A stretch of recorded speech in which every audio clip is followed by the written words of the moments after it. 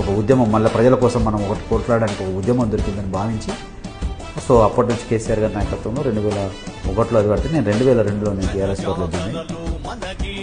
ఒక సైనికుడిగా మా ప్రాంతంలో టీఆర్ఎస్ పార్టీ అంటే అసలు ఏంటిది అనే ప్రశ్నించుకునే దగ్గర నుంచి ఇలా శాసించే స్థాయికి తీసుకొచ్చాను.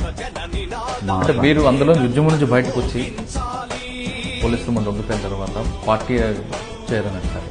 కేసీఆర్ గారికి మొట్టమొదటి కలిసినప్పుడు ఆయనకి మీకు మధ్యన సంభాషణ జరిగింది, మీ అనుబంధం ఎలా కొనసాగింది? నేను 2002లో కలిసిన తర్వాత మా ఇక్కడనే బంజారాహిల్స్లో ఆఫీస్ ఉండేది కాబట్టి చాలా దగ్గర సార్ తోటి దగ్గర సంబంధం ఉండే క్రమంలో 2006లో 2006లో కేసీఆర్ గారు జైత్రయాత్ర అనే కార్యక్రమాన్ని చేపట్టలేదు.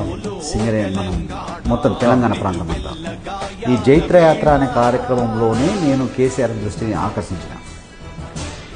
అసలు ఊహించని రీతిలో పబ్లిక్ మొబిలైజేషన్, ఊహించని రీతిలో ఆ స్వాగతం, దానికి మిత్రుడు ఎల్లారెడ్డి ఎమ్మెల్యే ఏనుగు రవీందర్ రెడ్డి గారు ఇన్ఛార్జిగా రావడం మా దగ్గరికి, నా యాక్టివిటీస్ని చూసి, నా చురుకుదనము, మనం ఆ కార్యక్రమము దాన్ని అంతా చూసి కూడా తను కూడా చాలా హ్యాపీగా ఫీల్ అయిపోయాడు. ఆ కార్యక్రమం అయిన వెంటనే సార్ నాతో ప్రత్యక్షంగా ఫోన్లో కూడా మాట్లాడి చాలా మంచి గ్రేట్గా చేసిన తమ్ముడు, నువ్వు భవిష్యత్తు ఉంటుంది అని చెప్పి మళ్ళీ బెల్లంపల్లి నుంచి బస్సు యాత్ర కదా, ఒక 6 hours 6 గంటల సేపు మేము బస్సులో ప్రయాణం చేసాం. నెన్నెల్ టు కోటపల్లి, నెన్నెల్ టు కోటపల్లి ఎన్ని కిలోమీటర్లు ఉంటుందంటే, నెన్నెల్ నుంచి కోటపల్లికి ఒక 26-28 కిలోమీటర్స్ ఉంటుంది. కానీ ప్రయాణం జరిగింది మాత్రం 6 గంటల టైం. పబ్లిక్ అంతా పబ్లిక్గా ఆ రోడ్లు, అడవి ప్రాంతం, ఇదంతా చూసి చాలా హర్ట్ అయిపోయింది కేసీఆర్. ఈ ప్రాంత ఎమ్మెల్యే ఎవరు చేసిండు తమ్ముడు అని నన్ను అడిగిండు. నేను బోడ జనార్దన్ 20 సంవత్సరాలు చేసిండు,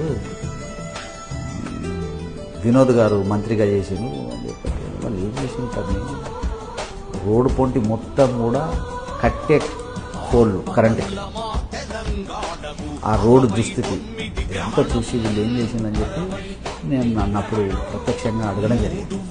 సార్, ఈ మావోయిస్టు పార్టీలో ఏ విధంగా మీరు అక్కడ ఏం చేసేది, అసలు సికాస ఉద్దేశం ఏంటి, సికాస ఏమైపోయింది, చాలా విషయాలు నాతో తెలుసుకోవడం జరిగింది. తను కూడా చాలా విషయాలు నాకు చెప్పడం జరిగింది, రాజకీయంగా తన అనుభవం కూడా నాకు చెప్పడం జరిగింది. ఆ చెప్పే క్రమంలో ఒక విషయం చెప్పింది, అది చాలా నాకు ఇప్పటికి కూడా గుర్తు.